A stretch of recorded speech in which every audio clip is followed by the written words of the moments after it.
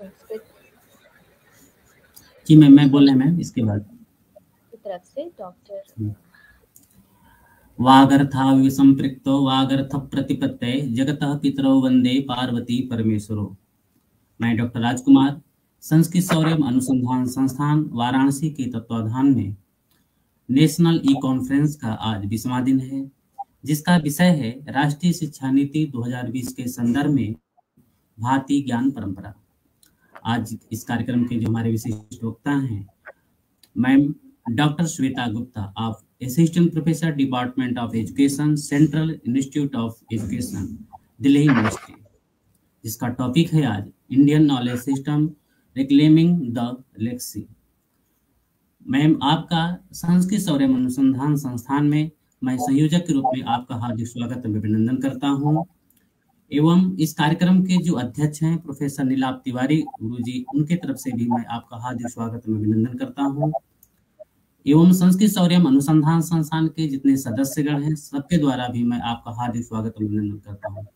इस कार्यक्रम में जो जुड़े हुए हमारे श्रोता हैं, उनका भी मैं संस्कृत शौर्य अनुसंधान संस्थान की तरफ से उनका भी मैं हार्दिक स्वागत एवं अभिनंदन करता हूँ। मैम आज दिल्ली विश्वविद्यालय से हैं। मैम के द्वारा अनेक कार्यों को देखें, पुस्तक के रूप में भी इनका अच्छे से संपादन रहता है, शोध पत्र के रूप में भी देखें, और जहाँ जहाँ प्रेजेंटेशन देने की बात होती है, यहाँ एजुकेशन के क्षेत्र में, राष्ट्रीय शिक्षा नीति के क्षेत्र में भी मैम का बहुत बड़ा सराहनीय कार्य है, और डिपार्टमेंट भी इनकी योग्यता से, इनके कार्यों से हमेशा पुरस्कार के रूप में पुरस्कृत करता रहता है। आज हम लोग का परम सौभाग्य है कि मैम का संस्कृत शौर्य अनुसंधान संस्थान में सुनने का मौका मिला है। आइए हम लोग सुनते हैं। धन्यवाद।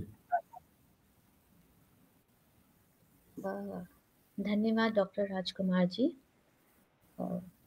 इस संस्कृत शौर्य अनुसंधान के ऑर्गेनाइजर डॉक्टर नीलाप तिवारी जी, आपको भी बहुत बहुत धन्यवाद एक प्लेटफॉर्म पर बुलाने के लिए, और एक जो थॉट आपने मुझे दिया हुआ है इंडियन नॉलेज सिस्टम, उस पर मैं आज अपनी एक विचार जो है वो प्रेजेंट करूँगी। वो मेरा जो टॉपिक है, जो मैंने इसको प्रिसाइज करके इस टॉपिक को जो तैयार किया है, वो है Indian knowledge system reclaiming the legacy. उम्मीद है कि अगर मैं बाइलिंगुअल या इंग्लिश में रहूं तो आपको कोई दिक्कत नहीं आएगी। जी सर, मैं करूँगा। जी धन्यवाद। तो इंडियन नॉलेज सिस्टम, एक बार हम इसको देख लें। क्यों आज हम भारतीय ज्ञान परंपरा या इंडियन नॉलेज सिस्टम की बात कर रहे हैं, व्हाई एंड हाउ? तो when we see NEP 2020, National Education Policy 2020, then it has given a number of things to higher education. That includes academic bank credit, multiple entry and exit system, national credit framework, professor of practice, 4-year undergraduate program, and IKS. NEP 2020 do not talks explicitly about IKS. It do not talks about exclusively about IKS. However, it has mentioned something about IKS, and that it says on the page number 5, it says that the rich heritage of ancient and eternal Indian knowledge is to be put to new use through the Indian education system. It says that the ancient India had a rich legacy of knowledge, had a rich heritage of knowledge that needs to be brought to the present modern education system and has to be made applicable. But there would be, while we are bringing the knowledge from the past, there would be a challenge of making it applying it in our education system. Hence, it has recommended that IKS needs to be included in curricular and extracurricular in all the disciplines. An engaging course at the school level, engaging course needs to be developed, as well as IKS will be introduced as an elective paper at the secondary level. Further, UGC has introduced a guidelines for introducing IKS at all the level of education. So this is what the policy is emphasizing about the Indian knowledge system. Now, what transpires from NEP? Clearly, what transpires? It says that education system is rooted in Indian ethos that contributes to transforming into a sustainable, equitable, and vibrant knowledge society. The kind of knowledge, the kind of education that we need today is required for the transformation of the society, and we also need a knowledge that is sustainable in nature, that is of a nature that flourishes and thrive the society. Hence, a high quality of education is required so that India, which used to be the Vishwaguru in ancient time, it come backs to its own legacy, it come backs to that stage once again, and it becomes a Vishwaguru.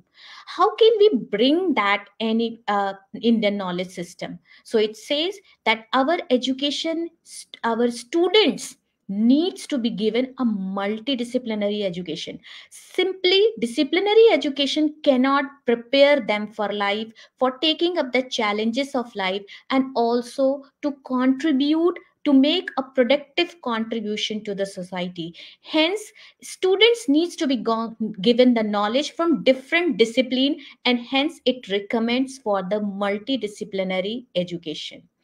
Also, it says education has to be used as a diplomacy, it has to be used as a cooperation that leads India to the path of prosperity. Already we have reached at in economic prosperity, we have reached to the we are the fifth in the world, and it is moving with this kind of knowledge which is rooted in our own heritage, our own legacy, and our own cultural and ritual practices, our own knowledge, our own evolved knowledge, that will clear the path of making India a Vishwaguru.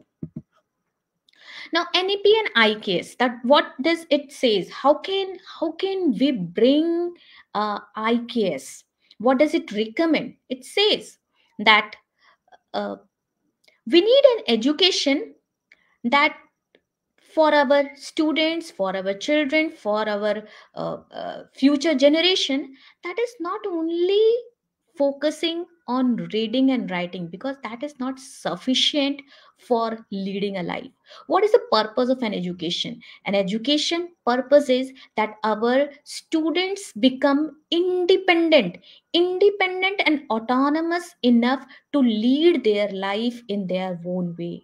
Now, what will be required for individuals so that they can become an autonomous being? So that we require that to be filled with skills and competencies of life, competencies where they can make decisions, autonomous decision, where they can solve the problem of their life themselves.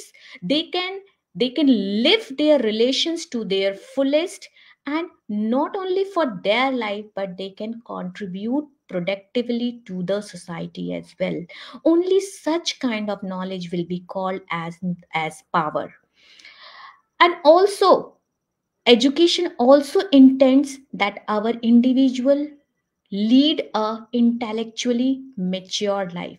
Well, when I say intellectually matured life, means that uh, an individual needs to attain a kind of power so that he is able to enhance his identity, his social position, lives his relation, and overall he lives his life or her life to the highest of his self potential. Now, how can this be possible? This can't be done in one day. It has to be rooted from the early childhood, where a kind of education that brainstorms a child, that brainstorms a individual and a secondary student to think about as to who am I, what is the purpose of life, my life, how do I have to lead my life, what are the decisions that I am making consciously. Such kind of questions that are filled with meaning, such kind of questions that help to lead to the path of light, is to be raised by our students so that they can take responsibility of their own life. And this can be nurtured only when we have a kind of education that is rooted in our Indian system, that is rooted in our own culture, so that we can relate it, so that we can live it. So a knowledge which is theoretical in nature won't work for our student. It requires that our students are able to think and able to live with that knowledge. It has to be more and more practical and more experiential. Uh, so it's-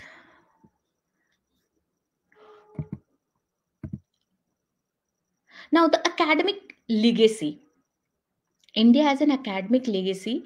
Our knowledge was used to be based on the three pillars of Gyan, Pragya, and Satya, were the pillars of the education. Gyan, Pragya. Gyan means the intellect, Pragya, wisdom, and Satya, the truth. So, the beauty of the knowledge system that we are talking about was built on the pillar of truth that was within the individual. It means the kind of knowledge in ancient time was existing was very much spiritual in nature, a kind of knowledge that was reviving, that was clearing an individual from the vices of love, calm, lobe, crow, moh, ahankar. These kind of vices, one was able to remove from within. Only then the person was in soul conscious, and even every individual is in soul conscious, then such kind of individual will be able to lead life toward a progressive life. So since Indus Valley civilization, there had never been a dark ages in our history. We had a very proud intellectual history, and that's why India was then called a Vishwaguru.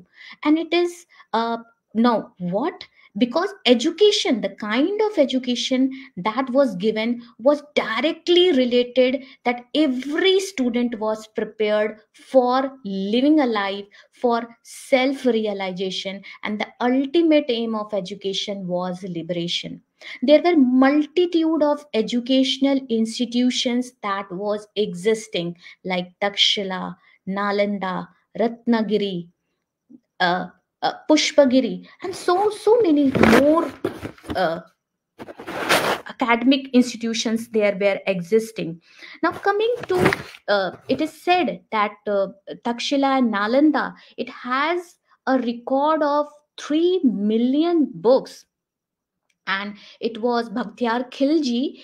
There is one story which says, ancient story, that Bhaktiar Khilji, when it came to India, and once he fell very ill, and then nobody was able to cure him, so he felt unconscious for many days. And then a Vaid from Nalanda University came, treated him. When he came out to his conscious, he asked as to who was the one who protected him, who saved his life. Then he was told that someone from Nalanda University, a learned from Nalanda University, has come over there. And then Bhaktiar Khilji, he immediately took a step when he ordered to burn the library. And it is said that almost 3 lakh books were burned then, and it kept burning almost for 3 months. So that was how our legacy of knowledge was shattered, was destroyed in this way. And that needs to be revived today. Now, the lost ancient knowledge. So, this was a story. All we need to take is that we need to feel, first of all, why we are so much focusing on ancient knowledge, Indian knowledge. A knowledge that is not brought from outside, a knowledge that was born here, developed here. So one needs to first of all feel pride in our self knowledge, the kind of knowledge that we are talking about. No, what are the different kind of knowledge that we are talking in Indian knowledge tradition? So it was the four, we are talking about four Vedas: Rigveda, Yajurved, Samved, Atharvaved. The Rig Veda, it contains the verses that is required for development of society, family, for individual.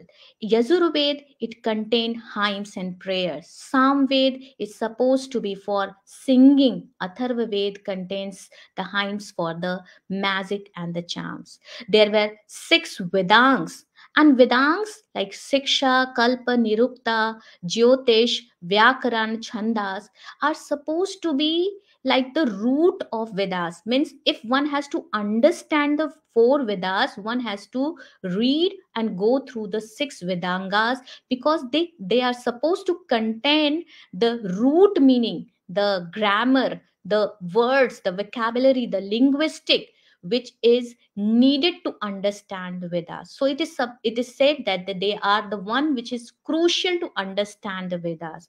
Then we had four Upavedas, six Purans, Itihas, two epics including Ramayana and Mahabharata, and Dharma Shastra, that includes the ethical and the moral teachings and dialogues of Yagyavalika, like Parashar and like Manu. Now, evolution of IKS, how did it evolved in the past? So, as I said, that Gyan, Vigyan, Jivan, Darshan, whatever the knowledge that in these Vedas, Purans had, it was evolved first out of practice. It was first experience. There is nothing, when we say there is a myth about the Indian knowledge, that it is supposed to be a religious thing. People thinks that it is religious. People think that they are mythological. Mythological means, the word mythology comes from the word myth, which means which is something which is not true. But there is nothing in Indian knowledge system which is untrue.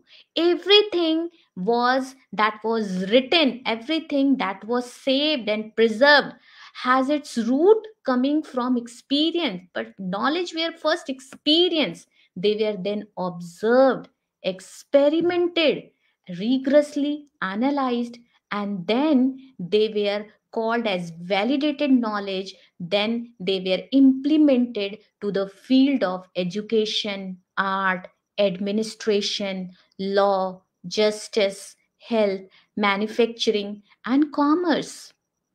However, because in those time there was not written culture, means writing culture was not there. The writing written manuscript was adopted very later on. However, then what was the way? It was ancient knowledge were actually transferred from generation to generation in oral instruction, and is considered to be a sacred and secret. The knowledge was considered sacred and secret, means these knowledge were not meant for everyone. Hence it was secret. Sacred, because knowledge was considered to be very very pious. These knowledges were considered to be very very sacred, in a way that they were not saleable. They can't be used for a selling purpose. As we see today, that where education itself has come to the place of market, where education is being sold. And this is one major reason why our education has deteriorated over a period of time. However, in those time, those knowledge, later on after many many years, it was that texts were developed, and initially the texts were written on the palm leaves and the rocks, which were later translated by the scholars, by the disciples, and whatever they understood they wrote. So at this point, there could be certain misunderstanding by disciples. Hence, whenever we are bringing the knowledge from the past, we have to weed out what has been misunderstood.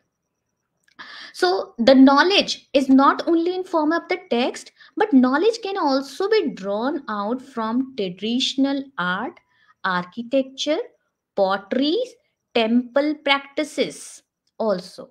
So NEP says any kind of knowledge can't be ignored from the ancient time. For example, we can trace the knowledge from architecture as well. For example, hanging pillars of Lipakshi temple. If you see that there are in the Lipakshi temple, there are 69 pillars running throughout the temple, and they are hanging from the top to the bottom, whereas at the bottom the base of the pillar is not touching the base of the temple. There is a gap, a very minor gap, which a hanky, let's say a cloth can be passed.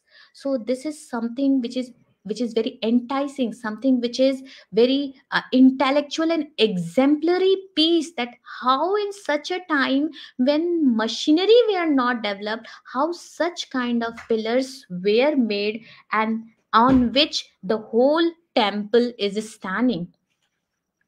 Building after this, you see there is a map on the right which shows that building of 8 Shiva temples was on 79-degree longitude. You can imagine that right from Kedarnath to that of Rameshwaram in the south, there are 8 Shiva temple, and all those 8 temples are lying on 79-degree longitude with an extension of 2500 kilometer, and that too done 4000 years ago when there was no any kind of a GPS system.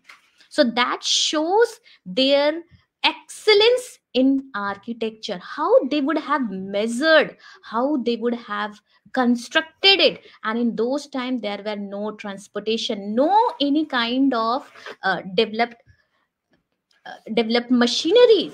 However, these shows the excellency in architecture, and we need to learn in modern times, we need to learn from these architecture. Similarly, not all the architectures can be discovered over here, can be discussed here. Now, Indian administrative theories. If we look to the Indian administrative and economic policies of Mauryas, Cholas, Guptas, Palas, they are all relevant today. If you see the military strategy of Kautilya, then they are still applied to the military of today. Arthashastra cover every topic that is required to run an economy. So, such an uh, such a brilliant Indian policies were existing in the past that needs to be brought today, and it relevancy has to be found out, that how we can apply this. And one of the very most important thing is that administrative policies, whatever were existing in the ancient time, were never and ever commercial in nature. What we see today, when I say commercial in nature, it means that every policy that were there was not for consumerism. Whatever we see today is everything is being sellable. The globalization has made the world a big market, a huge market, where everything that you think is sellable.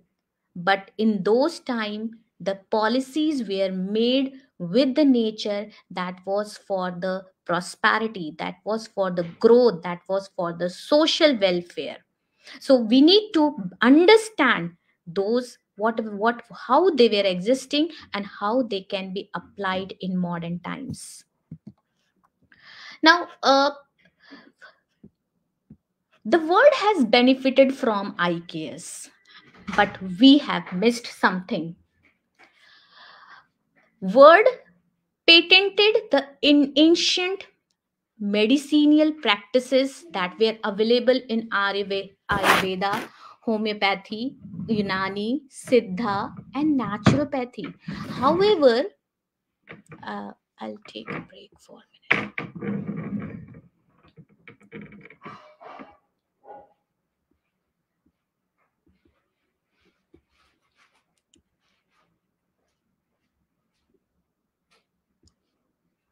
However, if we see that in modern times, leaving all these practices of Ayurveda, homeopathy, Unani, Siddha, and naturopathy, India abandoned them in favor of Western pharma practices. India needs to reclaim and revive these practices of medicine and yoga. If you see yoga, then Patanjali 5,000 years ago has in Yoga Sutra, he has given that yoga for the health and yoga for the well-being. So however, our government has made an initiative that today on 21st of June, we are celebrating the International Yoga Day. And this is one good practice. This is one good practice that our government has made, and similar kind of practices that we have to make it. We have to remember it, that if we are not going to do these work, these initiative now, someone will come from the West tomorrow and get these practices patented. And once it is patented, it is a huge loss to the economy. Already there has been many practices which has been patented by the Western world in their names. Now, what is our role as a teacher? What can we do to revive the Indian knowledge system? I, as a teacher, is the center of knowledge, is the creator of the knowledge, is the generator of the knowledge. Therefore, a teacher has to clarify. First of all, a teacher has to be very much clarified in its objective, that what he or she is going to give to the students, how he has to integrate the past knowledge in the present modern education system. For example, if Kautilya has given some teachings in the Artha Shastra, then how those knowledge are present today, that has to be clearly understood to our students. Working towards instilling, and most important thing is that whenever we are giving such kind of knowledges, we have to instill a sense of pride in our past, that these are our knowledges. Any rituals, any practice, any language, any tradition, culture, anything which were evolved on the land of India, we need to have a pride in it. Any kind of inferiority, what we have seen it for the long many years, this has become one reason of deterioration of the knowledge in India. Hence, uh, our NEP has recommended to make Indian knowledge system a part of our curriculum at every level in our school system as well as in our higher education system. As in a teacher, we as in a teacher need to, on the right hand side we can see that these are the legendary they were the legendary contributors of the past, including Aryabhatta, Bhaskara, Brahmagupta, Pingala, Charaka, Shushuta, Varamahira, and Kautilya.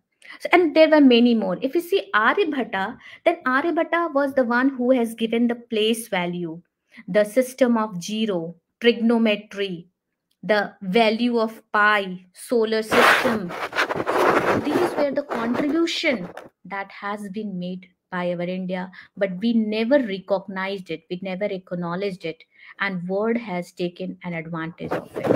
Similarly, we see Bhaskara, he has led the foundation of Bij Ganit, and he has given a Griha Ganit. Charak, if you see Charak was a very, very renowned Indian medical practitioner. He has given the Indian Ayurvedic system almost 5,000 years ago, when he said that all individual should make an effort to balance their three kind of dosas, including the vat, pit, and kapha. He told that there are 360 bones in our body, and it is the heart that is controlling our body. There are 13 channels in the body. Obstruction in any kind of channel is going to lead to disformities or mental retardations or any kind of retardation in our body. So see, 5,000 years ago, when there was not any kind of instrumentation, is still such developed was our medical practices. And now for today's time, living all these, we are promoting the, let's say, allopathic kind of medicine, and we are teaching those kind of medical practices in our educational institutions. And NEP 2020 is now recommending, is making strongly recommendation that we need to revive all these our Indian practices.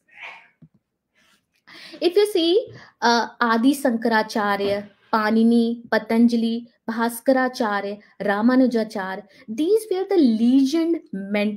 legend who mentored the student who came across the world to quench their thirst for knowledge and gain the skill in the field of medicine, art, music, astronomy, astrology, public administration, diplomacy.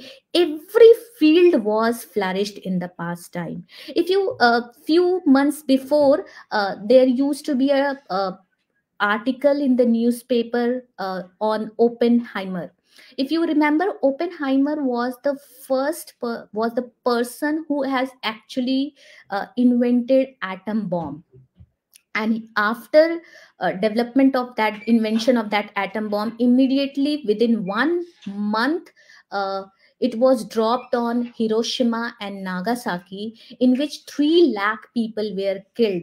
Now, seeing to the power of atom bomb, he became, later on he became the great voice against banning of nuclear weapon. But Oppenheimer clearly says that it was when he was asked that what has influenced him, then he says it is, beside other books, it is the Gita, the Bhagavad Gita has influenced him, where he quotes that when Krishna took a Virat roop and explained Arjuna that he has become Mahakal for word, he used uh, uh, he used this word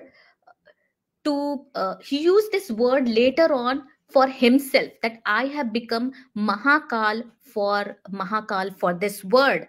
So later on, he realized that it is Gita has said, or Krishna had said, nothing about killing the innocent people. And when he realized, he regretted and became a great voice against the nuclear weapon later on. So, see, this an inventor from the West is also acknowledging the power of Bhagavad Gita.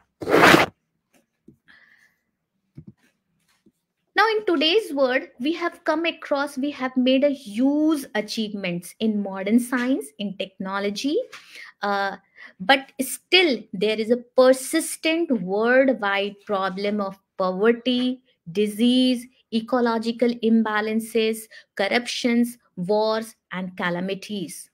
And we need to resolve these problems. We need to dissolve these problems. Now, how can we do this? We can we can take the knowledge from the past. We have to find out those resources, those sources, use authentic methods to collect this knowledge. And we have to not only collect, we have to preserve this knowledge. While we are preserving this, there would be many things which are misunderstood part, and hence we have to weed out those knowledges, making it available for further action in the future. Now, when we are taking the knowledge from the past, it is an abundance. It is an abundance. But today's technology is a great danger to such kind of knowledges, because there is bombardment, there is a widespread spreading. You see that today WhatsApp has become itself an university, sending the spreading the messages like university system. But in process of transfer of these kind of messages, they are misunderstood, they are uh, uh, they are distorted, and thus such kind of distorted knowledge will always be harmful for the world.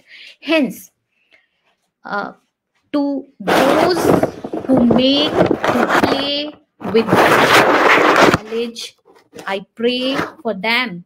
The line that I am quoting here is Astoma Sadgamaya, Tamsoma Jyotirgamaya, Mrityorma Mrityagamaya.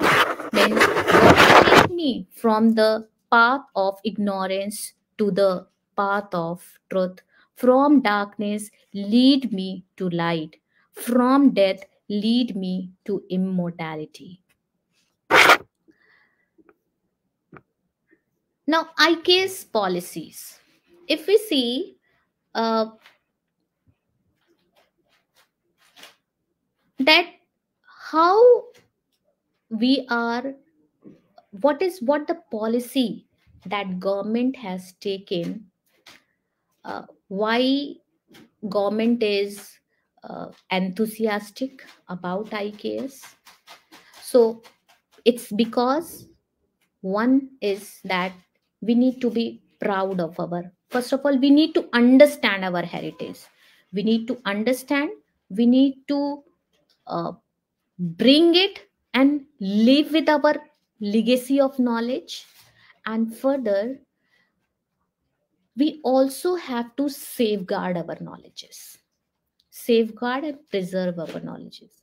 And therefore government is making certain policies for Indian knowledge system. For that, in that process, it has established the traditional knowledge digital library, TDKL. That has almost, when APJ Abdul Kalam came to, he had emphasized that our traditional knowledge are so powerful, our ancient knowledge are so powerful. He has strongly recommended to the government that such knowledge needs to be revived. And after that, TDKL was established. Until now, the team has almost revived 3.4 crore pages from the Nalanda, Takshila universities.